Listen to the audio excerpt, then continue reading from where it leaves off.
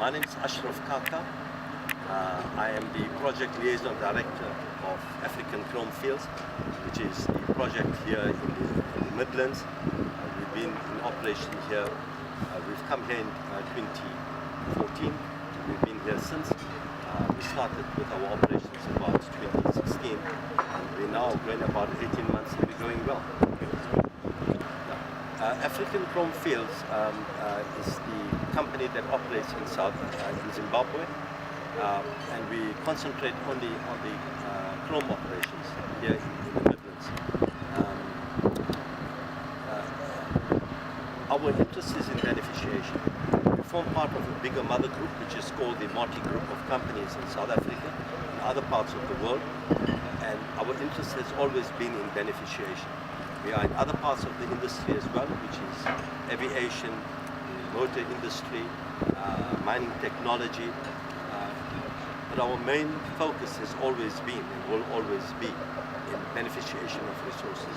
And the reason why we've gone into beneficiation of resources is that we've seen the disparity between third world and first world countries, where material is beneficiated in first world countries at the expense of third world countries.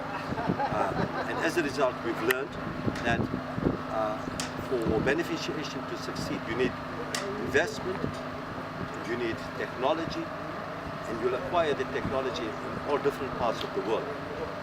You just need to know where to source it and to put it all together. And you can't do it in third world countries. We also know that in Africa, we need to have African solutions. Don't try and put European solutions in Africa, because that's when you make a cardinal mistake of making huge and wrong investments. And you'll see here in African Chrome Fields here, what we've achieved is that we've put versatile plants, modular plants that we can move and dismantle in a short space of time and move them to a different area. So you take your equipment and you take your technology to where the resource is, instead of taking the resource to where the equipment is and hauling it long distances.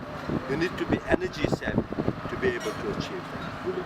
And in Africa, the biggest challenge is infrastructure, and particularly of power, and one needs to be sensitive to that and use your best endeavors to try and take technology to where the resources, and that's where we apply most of our technology and our direction.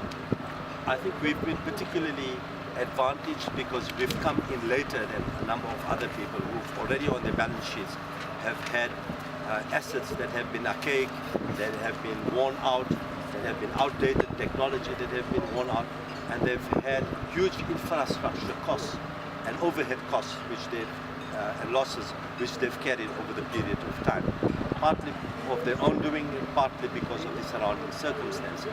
So from that perspective, we've been fortunate that we've come in after the fact. So there's nothing that they could do about it. But I think you have to be very versatile in any market that you are in. And we've been quite savvy insofar as that is concerned. We've also learned that from the South African conditions and also in other parts of the world, that if you have a very flat managerial structure, you are able to make decisions quickly and mobilize quickly. You are able to find better solutions. If you are not versatile and you are stuck in your ways and you cannot mobilize your management to a different thinking, to think out of the box, then you're going to find yourself stalemated in what you have, and your growth is going to be very limited. You're going to find your feet in the mud and you'll never get out of it. And I think that's the advantage that we have. We have a young crowd of people. We play a very important role with our management, the entire management infrastructure. That's the key. From the worker that's working right at the bottom, we listen to him, to the guy who's right at the top. Because listening to all of them allows you accessibility to what your shortfalls are. If you think you know it all on the top, cardinal mistake, you're going nowhere with it. You need to be able to listen to all of your people without differentiation in terms of class, in terms of how they operate. And if you first of all, in terms of numbers, We have about 990 people. And why I say 990? Because I want to make a big fuss of it when we do 1,000.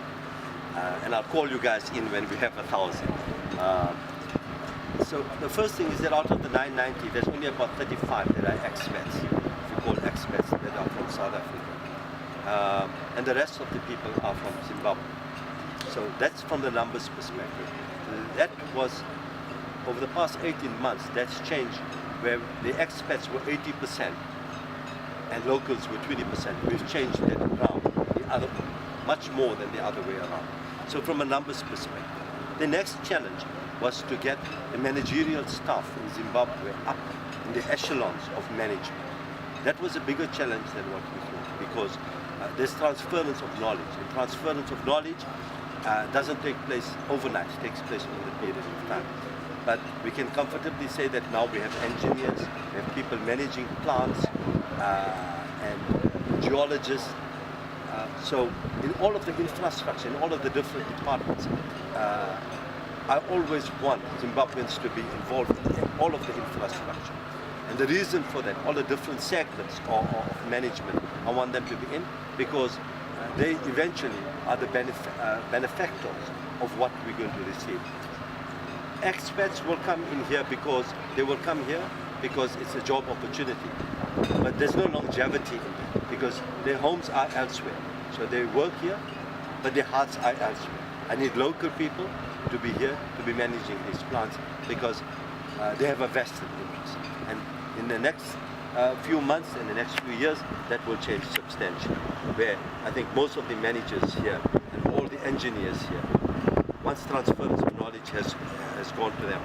Social responsibility is a key factor. As I've indicated before, one cannot think segmentally about things. It's a holistic approach, because you form part of the village and part of the community, and that is important. Nothing is dealt with in isolation. But something that's close to us and the Moti family is education. Because education is an enabler, it enhances. Because once you've educated a person, you enhance that person, then he earns his own bread, because you've taught him how to fish instead of giving him fish, because now he can earn his own living. So for us, education is going to be a key factor, so that it enables people, whether they use that education here or in any other part of the world. The whole world has become a village, so they can use their education anywhere else.